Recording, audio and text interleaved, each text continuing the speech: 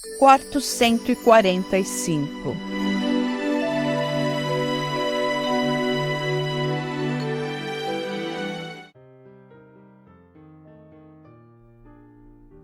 A moça de sotaque francês acabava de fazer uma viagem da Europa à América do Sul. Fazia mais de 26 horas que ela havia deixado seu país e desejava tomar um banho e esticar as pernas durante um par de horas. Eram 3 da tarde, hora local. Para a estrangeira, já eram 8 horas da noite. Boa tarde, tem uma reserva. Boa tarde, bem-vinda. Qual é o seu nome? Ana Salas. A senhora poderia dar-me o seu passaporte? Aqui está. Preencha este formulário, por favor. Pois não. Seu quarto é o 545. O café da manhã é servido no último andar, de 6 às 10 da manhã. Em que andar é? É no 13º andar. Muito obrigada. Apesar de ter piscina e sala de ginástica, naquele hotel não havia bagagista. Tampouco se tratava de um hotel com estrelas. Estava há alguns anos-luz de poder ser citado no famoso Guide Michelin. Havia-o escolhido por sua proximidade com a universidade. Suas áreas sociais eram amplas, com janelas grandes, através das quais se podia contemplar uma paisagem gaúcha digna de um Van Gogh, com suas gamas de cores cálidas, graças ao cultivo de girassol e milho. A hóspede recém-chegada aparentava uns 40 anos, mas poderia ter uns 5 ou 6 anos menos. A falta de sono distorce qualquer realidade física. Não havia dormido em nenhum dos 4 aviões que havia tomado para chegar à pequena Londres, nome dado à cidade em homenagem aos trabalhadores ingleses que ali chegaram nas primeiras décadas do século XIX. No momento, não lhe interessava explorar a cidade. Tudo o que desejava era uma ducha e uma cama. Ao despertar, não sabia onde estava. Não reconheceu o seu quarto. Lembrou-se logo de que estava em um hotel a mais de 10.000 quilômetros de sua casa. Perguntava-se pela hora. Tinha fome e decidiu ir ao centro comercial indicado pelo motorista de táxi que a trouxera do aeroporto. Deixou a chave na recepção e tomou um táxi. O centro comercial não era muito grande e não levou muito tempo para dar uma volta, olhar as vitrinas, fazer algumas compras, comer algo e voltar para o hotel. Boa noite. Quarto 145, por favor. 145? Exato. Qual é o seu nome? Ana Salas. Aqui está a sua chave. Obrigada. Boa noite. Ao entrar no elevador, olhou a chave que o recepcionista da noite lhe havia dado. Era a chave do 545. Com o cansaço da viagem e o jet lag, já não se lembrava do número da chave que havia pedido na recepção. Sabia, porém, que havia pedido outro número. Apertou o botão do 5º andar. No dia seguinte, tomou o café da manhã e saiu cedo. Tinha uma reunião no departamento de letras da universidade local. Estava trabalhando num projeto de intercâmbio de alunos e professores entre os 2 países. Ao regressar, às 6 da tarde, pediu sua chave na recepção. Boa tarde. Quarto 145, por favor. Qual é o seu nome? Ana Salas. O jovem recepcionista olhou-a um momento e um sorriso jocoso abriu-se na sua boca. Tendo percebido que havia se enganado outra vez, acrescentou sorrindo: Sou a moça que costuma pedir a chave errada. Com gestos tranquilos, o recepcionista entregou-lhe a chave. Diga-me uma coisa, por favor. Afinal de contas, existe ou não existe o quarto 145? Não existe, não, senhora. Ela ergueu as sobrancelhas e não disse mais nada. Pegou o elevador e foi direto para o seu quarto fazer uma sesta rápida. Seu corpo ainda não se acostumara às 5 horas de diferença horária. Ao despertar-se, decidiu dar uma volta pelo hotel. Verificaria por ela própria o primeiro andar do prédio para ver se o tal quarto não existia mesmo. Desceu do elevador e viu o corredor mergulhado na mais completa escuridão. Não havia nenhum barulho. O silêncio era total. Conforme ia andando, as luzes iam se acendendo como por magia. Sua cabeça oscilava da direita para a esquerda. Avançava enquanto lia os números nas portas. 111, 112, 113. Deixou de olhar o lado par, concentrando-se nos ímpares. Terminou o passeio pelo corredor e não viu nenhum quarto com o número 145. Deu meia volta em direção do elevador. Começou a andar e estancou por causa de um arrepio. Ergueu a cabeça e viu que à sua direita se encontrava o quarto que estava procurando. Não podia acreditar. Havia passado por ali e não havia visto nada. Como era míope e estava sem óculos, não deu muita importância ao fato. Bateu na porta timidamente. Ninguém respondeu. Bateu novamente com maior energia. Nenhuma resposta. Enfiou a mão no bolso e retirou a chave do seu quarto, introduzindo-a na fechadura sem girá-la. Retirou-a quase que imediatamente. Seu coração disparou e sentiu uma onda de calor subindo até o seu rosto. Respirou fundo. Olhou para os lados e, sentindo-se em confiança, voltou a colocar a chave na porta, girando-a esta vez. A porta se abriu em direção à escuridão e ela entrou rapidamente. Tateou o interruptor, acendeu a luz e encostou a porta do quarto. Correu os olhos por todas partes, buscando não sabia exatamente o quê.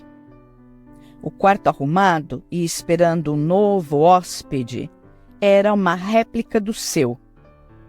Ali, todos os móveis e objetos lhe eram bastante familiares, exceto um.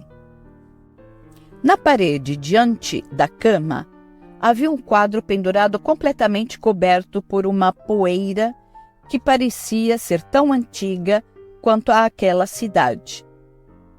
Esse detalhe lhe chamou a atenção, já que o cômodo estava pulcríssimo. Uma arrumadeira nunca deixaria de notar um objeto empoeirado como aquele.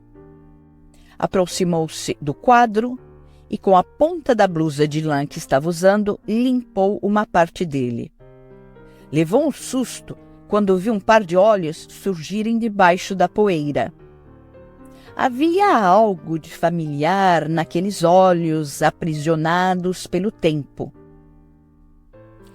Quanto ao quadro, não era um quadro, tampouco era uma fotografia. Nunca vira um objeto assim. Era uma espécie de híbrido. Isso sim, Apresentava a imagem em 3 dimensões. Sabia reconhecer aquele tipo de técnica porque havia visto o filme Avatar. Objeto velho com técnica nova. A reprodução possuía um certo valor estético, valor este que não condizia com um hotel que nem estrela possuía. Coisa de brasileiro, pensou. Continuou limpando um pouco mais para descobrir o rosto da pessoa representada. Tratava-se de uma mulher idosa, cabelos ralos e brancos, com um sorriso ambíguo que lhe fez pensar no sorriso enigmático da personagem retratada pelo artista renascentista Leonardo da Vinci. Tendo liberado a personagem da sua capa de pó, viu que se tratava de uma espécie de fotografia em tamanho natural. Aproximou-se para observá-la mais de perto e viu que os contornos do rosto da desconhecida se encaixavam quase perfeitamente com os dela. Sentiu como se estivesse dentro da obra. Pegou papel no banheiro, umedeceu-o e começou a limpar toda a superfície do quadro cuidadosamente. Media por volta de 1 metro por 1,50 m. Enquanto a poeira ia desaparecendo, muitos detalhes curiosos afloravam. A mulher estava sentada numa poltrona com respaldo de madeira. Continuou limpando até chegar às mãos. Quando limpou a mão esquerda, franziu as sobrancelhas, dando em seguida um passo para trás, assustada com o que vira.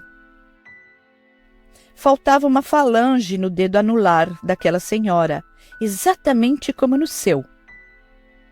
Havia perdido uma das falanges num acidente aos 2 anos de idade. Estava brincando de esconde-esconde com a irmã mais velha e entrou no cofre de ferro do avô para esconder-se, deixando a mãozinha para fora. Sua irmã a encontrou dentro do cofre e, para festejar o encontro, bateu a porta com toda a força, fazendo rodar pelo chão a ponta do dedo da irmã. Agora tinha a impressão de conhecer aquela senhora. Seriam parentes? Lembrava-se de que uma de suas muitas tias também havia sofrido um acidente e perdido a ponta do dedo índice da mão direita. A forma do dedo estropiado das 3 se parecia. O de Ana, o de sua tia Mercedes e o da desconhecida. Uma vez amputada a falange, sem o apoio da carne, a unha cresce, curvando-se pouco a pouco, formando uma espécie de capacete redondo que protege a ponta do dedo amputado. Pura coincidência, pensou. Esse pensamento tranquilizou-a por uns segundos. Queria saber mais sobre aquele quadro. Decidiu, então, limpar o segundo plano, que se encontrava atrás da mulher. Conseguiu conter o grito quando descobriu o cômodo no qual se encontrava a protagonista. Ana estava simplesmente petrificada, como se tivesse fixado os olhos da górgona Medusa. Não sabia o que pensar, tampouco como reagir face àquela cena que a mantinha hipnotizada. Era a sala da sua própria casa que aparecia na imagem. Reconheceu o aparador que tinha em casa na França. Era o mesmo. A única diferença era que sobre o seu havia uma escultura em ferro forjado que representava uma Jassanã, e sobre aquele que estava vendo havia 3 porta-retratos de pessoas cujos rostos não conseguia ver com clareza. A descoberta aguçou ainda mais a sua curiosidade. Precisava de uma lupa para vê-los melhor. deixou o papel sobre a cama e saiu do quarto. Fechou a porta com a chave e guardou-a no bolso da calça. Ninguém no corredor. Pegou o elevador e desceu até a recepção. Oi, por algum acaso você teria uma lupa para me emprestar? Aqui mesmo não, mas se a senhora esperar uns minutos, posso ir ao escritório ver se consigo uma. Durante os minutos de espera, Ana não conseguia tirar aquela mulher da cabeça. Quem seria? E por que é que aquele quarto não tinha existência oficial? A senhora teve sorte. Aqui está. Muito obrigada. Entrou novamente no elevador e apertou o botão do primeiro andar. A porta se abriu. Reconheceu o corredor com suas luzes inteligentes. Foi até o final do corredor e, quando se aproximou do lugar exato onde deveria estar o quarto 145, não o encontrou. Entrou novamente no elevador, desceu até a recepção e voltou a subir ao primeiro andar. Desceu do elevador e percorreu o corredor várias vezes, como se o quarto pudesse ter mudado de lugar. Estava ficando zonza e sentia que sua temperatura corporal havia subido. Em uma das idas e vindas, deixou cair a lupa sem se dar conta. O carpete espesso amorteceu a queda. Decidiu voltar para o seu quarto e descansar um pouco. Uma vez no quarto, deitou-se na cama e ficou imóvel, olhando para o teto. Estava extremamente excitada e contrariada. Sabia que não havia sonhado. De repente, pensou em ver as horas. Eram 6:30. Não é possível. Eu cheguei ao hotel às 6. Agora deveria ser pelo menos umas 7:30. As agulhas do meu relógio estão funcionando normalmente. O que é então que não está funcionando direito neste hotel? Pensou. Vencida pelo estresse, adormeceu. Acordou às 7:45 da noite, com alguém batendo na porta do seu quarto. Abriu-a e não havia ninguém. Tinha fome. Decidiu descer e jantar no restaurante do hotel. Entrou no elevador, apertou o 0. Seus olhos fixavam a luz que piscava, indicando os andares pelos quais passava o elevador. 4, 3, 2. A curiosidade venceu a fome. Apertou rapidamente o botão do primeiro andar. A porta se abriu e ela pôs um dos pés para fora com certa hesitação. Tinha que apressar-se, porque as portas só ficavam 6 segundos abertas. Finalmente começou a caminhar pelo corredor. As luzes acompanhavam seus passos como se alguém as estivesse controlando.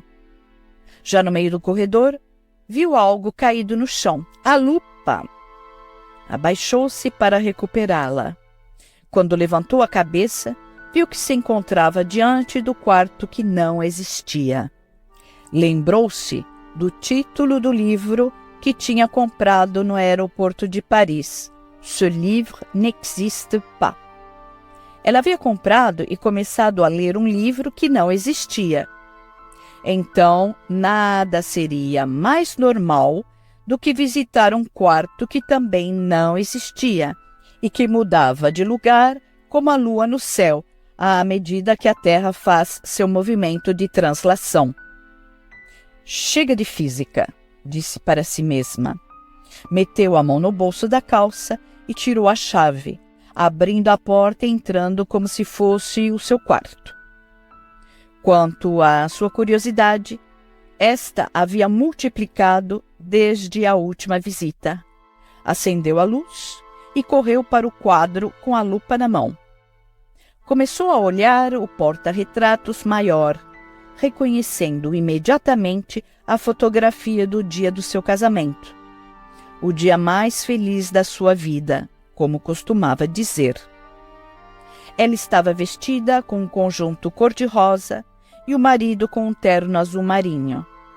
Observou que o marco do porta-retratos era diferente do seu. O seu era de metal e aquele de madeira. Hesitou uns minutos antes de passar aos 2 porta-retratos menores. O que descobriria? Sentia-se como se estivesse passando em revista sua própria vida, sua própria história, e receava o que poderia descobrir. Agora que estava ali, não poderia recuar. Deveria ir até o final. Colocou então a lupa sobre um dos porta-retratos. Era foto de um casal, uma mulher loira e um homem loiro. A mulher, que aparentava uns 55 anos, se parecia com ela. Estava claro que não podia ser sua mãe, que tinha o cabelo preto e encaracolado. Quem é este homem loiro que está ao meu lado? Pensou, corrigindo logo o ao meu lado por ao lado da minha sósia. Passou então ao segundo porta-retratos. Eram as fotos de 3 crianças, 2 meninos e uma menina, loiros e de olhos claros. Girou a cabeça em direção da janela. Correu a cortina e fitou a linha do horizonte durante uns minutos. Sentou-se na cama, de frente para o quadro, e ficou observando-o. Decidiu voltar para o seu quarto. Olhou para o relógio que levava no braço e viu que marcava 7 horas. O estômago estava vazio e agora começava a incomodá-la. Um copo de vinho seria ideal para acalmar a fome e os nervos. Pensou em descer à recepção e expor o caso ao gerente. Depois mudou de ideia e preferiu deixar o quadro que existia no quarto que não existia. E as crianças? Quem seriam? Seriam seus filhos no futuro? Haveria então uma esperança de que um dia pudesse ser mãe? Começou novamente a acariciar a possibilidade que o espelho havia desempoeirado. Um sorriso iluminou seu rosto. Foi então que o comissário de bordo tocou-lhe delicadamente no ombro para acordá-la e avisá-la que o avião ia decolar. Obrigada. Acho que adormeci. Desculpe, mas nós já não nos vimos em algum outro lugar?